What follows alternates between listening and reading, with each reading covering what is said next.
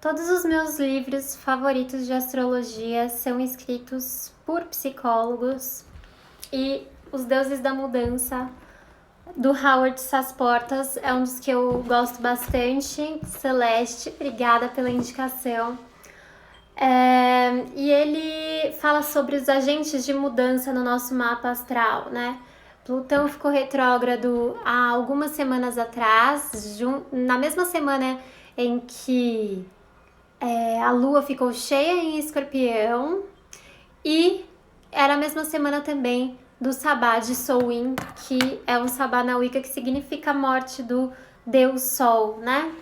E toda essa sincronicidade é muito interessante, porque justamente no curso do Tarô das Lobas a gente estava estudando o capítulo 5, que é a Mulher Esqueleto e o arquétipo da morte no Tarô das Lobas, né? Um dos mitos que eu mais gosto, tanto de escrever quanto de fazer relação, né, com os aspectos do mapa astral, é o mito do rapto da Perséfone.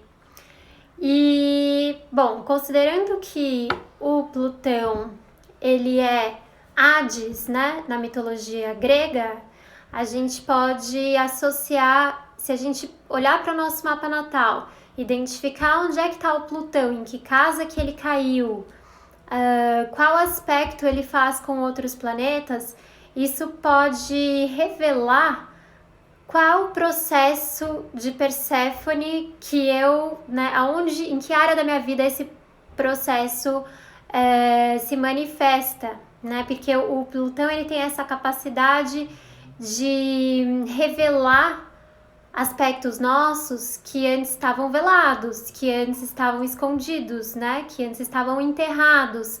Então ele traz tudo isso para a superfície.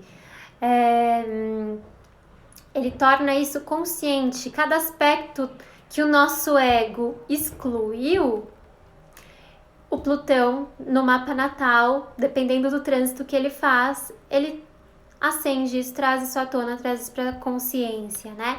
Então ele, na verdade, eu não gosto dessas categorias da astrologia tradicional, que é benéfico, maléfico, porque se ele é um dos maléficos, quando ele possibilita esse conflito, né, ele na verdade é uma grande oportunidade de transformação, né?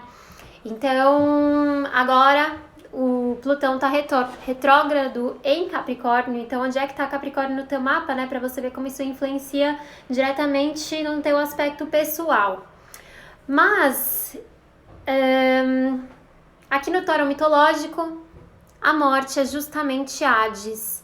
Hades que anda com esse elmo, né? Esse elmo que fala, que torna ele invisível toda vez que ele vem para a superfície.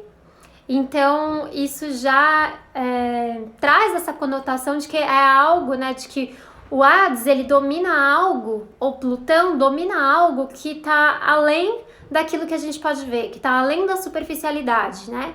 Que fica invisível, que fica entre as camadas, que fica nas profundezas. E a carta da morte é uma carta de profunda transformação, de reformulação de sombra, né? De contato com aquilo que precisa ser transformado. Um processo de morte e renascimento bem típico de Escorpião mesmo, né?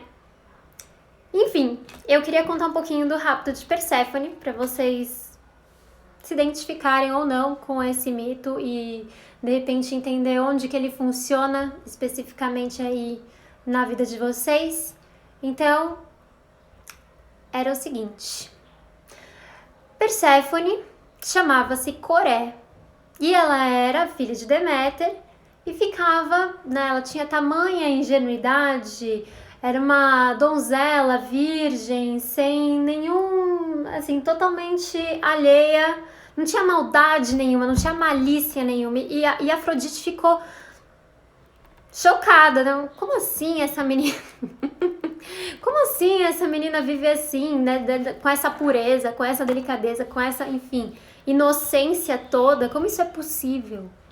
E aí ela manda Eros, que é o seu filho Cupido, atingir uma flecha no Hades. E aí enquanto a Coré tá lá no jardim colhendo flores, ela colhe uma das flores que representa o submundo e a Terra começa a se abrir. Quando a Terra se abre, a gente vê ali na carruagem o Hades, e Hades vem para sequestrar Perséfone. E Perséfone desce com ele até o submundo. Perséfone morde a romã, né? E o fato dela morder essa romã, dependendo da visão, né? Pode representar a romã, como é vermelha e escorre, pode representar justamente a perda da virgindade, mas pode ser também um pacto. O fato é que quando ela morde essa romã no submundo, ela não consegue, ela fica prisioneira de Hades e não pode voltar para a superfície, né? Não tem autorização para ficar lá com a mãe Deméter nos seus jardins. Ela tem que morar no inferno com o diabo. E, inclusive, o diabo é uma das cartas que eu associo com o inconsciente, né? Com aquele aspecto sombrio que eu ainda não me dei conta e por isso que ele me acorrenta, porque a gente não tem conhecimento dele ainda. Mas, enfim, voltando para Perséfone, né? Parece muito também o conto do Barba Azul. De alguma maneira, dá para dizer que algumas versões, inclusive, contam esse mito da Perséfone como se a Perséfone tivesse... um lado dela estivesse satisfeito, né, com esse rapto, porque, afinal de contas, ela não tinha autonomia, a mãe dela era extremamente controladora, enfim... E a irmã mais nova, que é seduzida pelo Barba Azul, ela é seduzida pelo diabo, algo que parece muito sedutor e que acorrenta ela e que mostra pra ela, né, permite que ela entre em contato com verdades extremamente dolorosas. E esse é o caso do Plutão no mapa. Esse é a função do Hades, né? Quando ele rapta a Coré e ela fica obrigada a viver no submundo, ela se torna a rainha do submundo.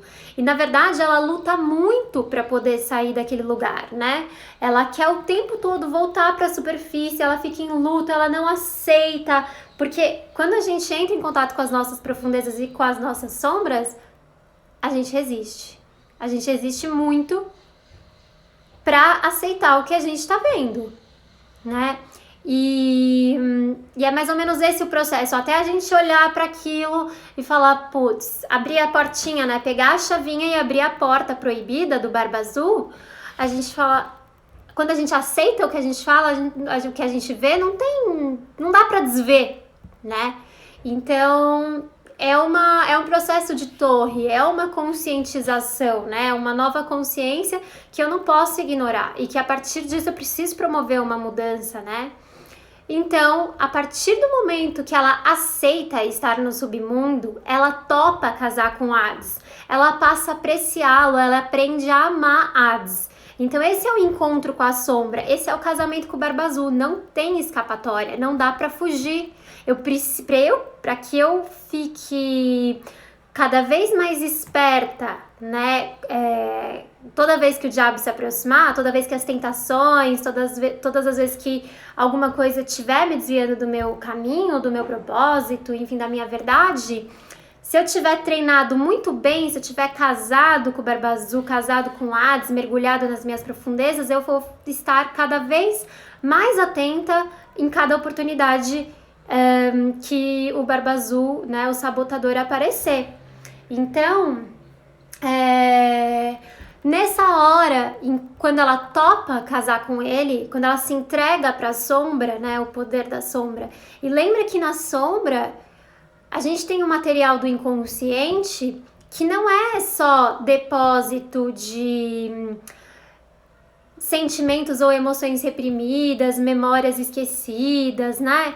Traumas, não é só depósito disso, é depósito inclusive de muito potencial, de muitos talentos e tesouros escondidos.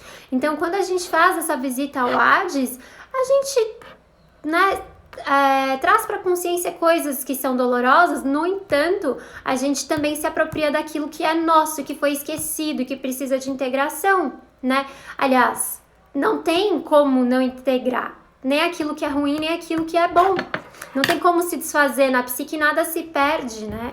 Então, tentar arrancar, na verdade, só fragmenta mais. E a ideia é que a gente possa ser mais completa, dona, inclusive, dessas partes que a gente não queria assumir, que são nossas, né? Essa é a sacerdotisa, a Perséfone.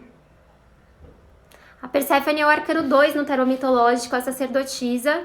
E a sacerdotisa é aquela que se conhece completamente, conhece todos, né, os seus polos opostos, o feminino e o masculino, o inconsciente e o consciente, né, o que é luz, o que é sombra, enfim. Então a sacerdotisa se entrega definitivamente para conhecer e mergulhar em si mesma, por isso que ela é Perséfone aqui no tarô mitológico. E a Perséfone, quando se casa com Hades, né, aqui a gente tem um processo de transformação no arcano da morte. Ela recebe a autorização, né? Eles entram num acordo lá, inclusive a Deméter está envolvida nesse acordo, que ela pode voltar para a superfície no verão e na primavera. Ela se torna Perséfone, né? Ela tinha um nome Coré, e aí ela ganha um nome de poder, que é Perséfone.